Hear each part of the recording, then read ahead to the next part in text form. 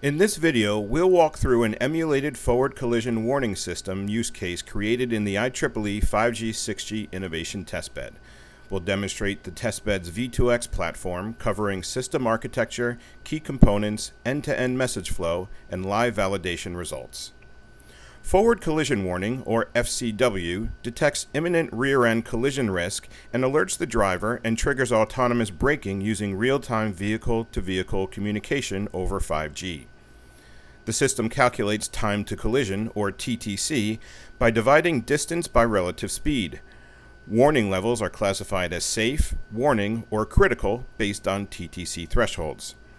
Vehicles broadcast position and speed using cooperative awareness messages, or CAMs, at 10 Hz over 5G. In the testbed, these messages are emulated and transmitted through a tool called IEEE SIM that's connected to the 5G core. When collision risk is detected, the system issues decentralized environmental notification messages, or DENMs, to warn following vehicles. Here's the high-level system architecture running entirely on AWS Cloud. Two EC2 instances form the testbed. A controller node hosts the V2X server, a Sumo simulator, IEEE SIM, and a dashboard. And a core node runs the Open 5GS 5G core. All internode traffic flows over standard 5G interfaces. The stack relies on four main technology groups for traffic simulation. Sumo runs a highway scenario with a Tracy Python bridge ticking at 10 Hz. The 5G stack uses the IEEE SIM that simulates the RAN and the UEs that are connected to the 5G core, which handles all 5G control and user plane functions. The V2X and Edge engine layer uses Mosquito as the MQTT broker, a custom V2X server that computes TTC in real time, and a Flask API on port 5000. Validation is covered by Wireshark, PyTest Unit Suite, and a CSV latency logger. The deployment uses a clean two-node EC2 setup. The controller node runs the Sumo vehicle emulator, IEEE SIM, V2X server, Mosquito MQTT broker, user interface, and Nginx reverse proxy. The core node runs the complete Open 5GS 5G core with AMF, SMF, UPF, AUSF, NRF, NSSF, PCF, BSF, UDM, UDR, and MongoDB. N6 routes return traffic from the core back to the controller, completing the data plane path. The system is organized into 6 functional layers. Layer 1 is the Sumo traffic simulation, a highway scenario driven by a Tracy Python bridge at 10 Hz, with each vehicle acting as a 5G UE. Layer 2 is IEEE SIM, providing a simulated G-Node B and UEs. Layer 3 is the Open 5GS 5G core. Layer 4 is the MEC FCW engine, subscribing to CAM messages at 10 Hz, computing TTC, and publishing DENMs through the Flask API. Layer 5 is the browser dashboard showing a live alert feed in a KPI panel. Layer 6 is the validation tool. This contains Wireshark, PyTest, and the CSV latency logger. Importantly, layers 2 and 3 constitute the testbed infrastructure. Let's trace the end-to-end message flow. On the uplink, Sumo supplies vehicle positions to the emulator via Tracy.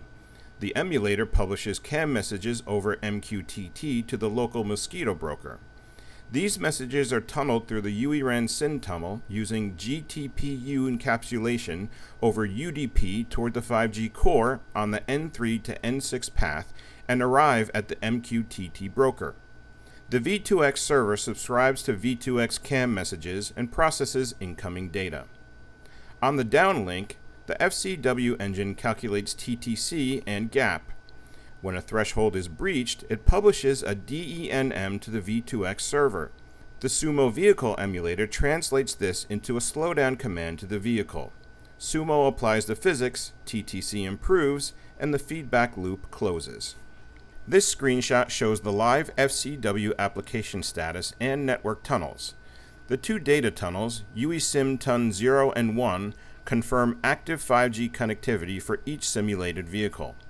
The FCW status panel shows real-time connection, state, and message counters confirming the end-to-end pipeline is healthy.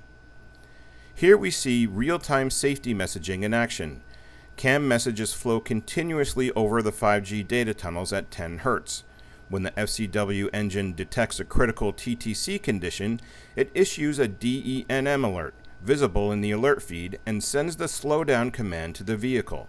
The dashboard confirms packets are actively traversing the full 5G data plane end to end.